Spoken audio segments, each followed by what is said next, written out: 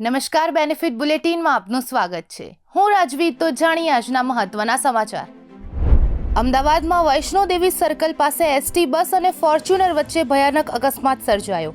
એકનું ઘટના સ્થળે મોત, જ્યારે 3થી વધુ ઈજાગ્રસ્ત થયા. ડિવાઈડર કૂદીને ફોર્ચ્યુનરે સામેના રોડ પર એસટી બસ અને બ્રીઝા કારને પણ નુકસાન પહોંચાડ્યું. અમદાવાદમાં દાણી લીમડા વિસ્તારમાં અસામાજિક તત્વોનો આતંક વધ્યો. હાથમાં ખુલ્લી તલવારો અને ધોકા લઈને એક પરિવાર પર હુમલો કરાતા સભ્યોને ગંભીર ઈજાઓ પહોંચી. હુમલાનો વિડીયો સોશિયલ મીડિયામાં વાયરલ થયો. સ્થાનિક રહેવાસીઓમાં ભારે રોષ જોવા મળ્યો. અતિશય ધુમ્મસના કારણે દિલ્હી લખનૌ હાઈવે પર વાહનોની ભીષણ ટક્કર. ઓછામાં ઓછા 12થી વધુ લોકો ઈજાગ્રસ્ત થયા. અમરોહા નજીક દ્રશ્યતા શૂન્ય થતા 10 વાહનો એકબીજામાં ઘૂસી ગયા. પોલીસે ક્રેનથી વાહનો હટાવી ટ્રાફિક જામની સ્થિતિ થતા અટકાવી.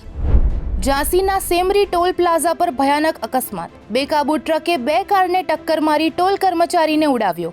ટ્રક કારોને 50 મીટર સુધી ઘસડતી લઈ ગઈ. ટોલ કર્મી 10 ફૂટ ઊંચે ઉછળી કારના કાચમાં ઘૂસ્યો. ઘટનાનો સીસીટીવી વિડીયો વાયરલ થયો.